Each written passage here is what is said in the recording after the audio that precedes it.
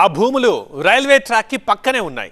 భవిష్యత్తులో లైన్ల విస్తరణ జరిపితే సదరు భూముల్ని రైల్వే శాఖ స్వాధీనం చేసుకునే అవకాశం ఉంది. కానీ ఈ విషయం తెలియని చాలా మంది ప్లాట్లను కొనుగోలు చేశారు. ఇటీవలే భూముల గుండా బైపాస్ లైన్ ఏర్పాటుకు రైల్వే శాఖ ప్రతిపాదనలు సిద్ధం చేసి సర్వే చేపట్టడంతో ఇక ప్లాట్లు కొన్నవారు నిరసనలు చేపట్టారు. సర్వే అధికారులను అడ్డుకున్నారు.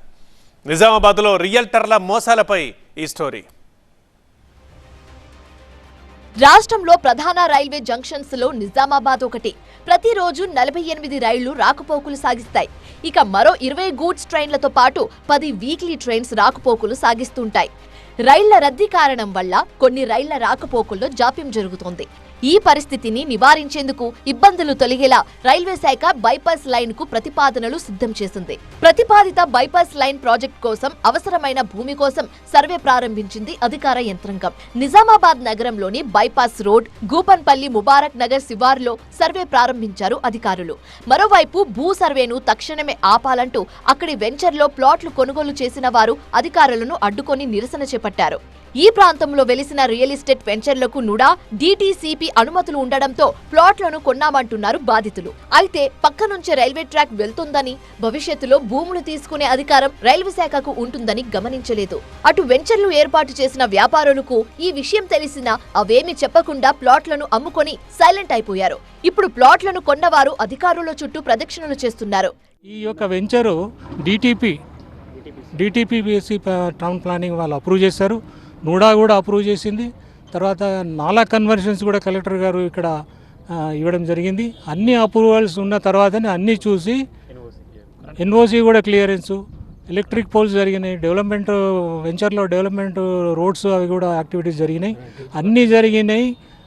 తర్వాత రిజిస్ట్రేషన్స్ కూడా అయినాయి.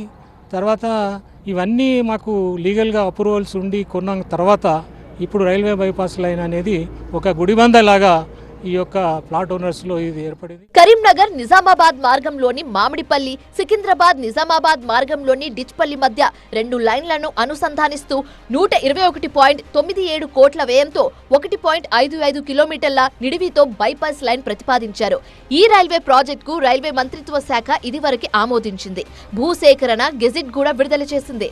నిజామాబాద్ రూరల్ మండలం పాంగ్రా, గూపన్పల్లి పరిధిలో అవసరమైన భూ వివరాలను సర్వే నంబర్ల ఆధారంగా నోటిఫికేషన్లు పొందుపరిచింది. పాంగ్రాలో సర్వే నంబర్ 158 నుంచి 182 వరకు 14.13 ఎకరాలు, గూపన్పల్లిలోని 389 నుంచి 391 వరకు 398, 400 సర్వే నంబర్లలో 5.12 ఎకరాల్లో కొత్త లైన్ను నిర్మాణం చేపట్టనున్నారు. ఈ క్రమంలో ఆ భూమి వివరాలను ఇప్పటికే రెవెన్యూ అధికారులకు అందజేశారు. రైల్వే అధికారులు చూపిన హద్దుల మేరకు క్షేత్రస్థాయిలో డీటెయిల్ సర్వే చేపట్టనున్నారు. సంబంధిత భూమి యజమానుల వివరాలతో రెవెన్యూ అధికారులు మరోసారి నోటిఫికేషన్ విడుదల చేయనున్నారు. కలెక్టర్ సార్ ఆదేశం ప్రకారం ఇక్కడ వచ్చినాము. ఏది ఉంటే మా సార్ పై సార్ చెప్తారు. జస్ట్ పై సార్ ఏమన్నా అంటే అక్కడ సర్వే స్టార్ట్ చేయమని వచ్చినాము. వెంచర్ వ్యాపారుల చేతిలో మోసపోయిన బాధితులు ఇప్పుడు అధికారుల చుట్టూ తిరుగుతున్నారు. మరోవైపు రైల్వే అధికారులు మాత్రం బైపాస్ లైన్ సర్వే కొనసాగిస్తున్నారు. అన్ని పత్రాలను పరిశీలించకుండా గుడ్డిగా ప్లాట్లను కొనుగోలు చేయరాదని అధికారులు సూచిస్తున్నారు.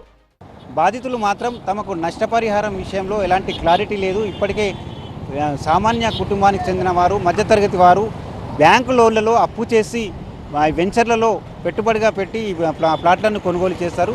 వారి పరిస్థితి ఆగమ్య గోచరంగా మారిందని ఆవేదన వ్యక్తం చేస్తున్నారు. అధికారులు స్పందించి తమకు న్యాయం చేయాలని చెప్పి బాధితులు కోరుతున్నారు.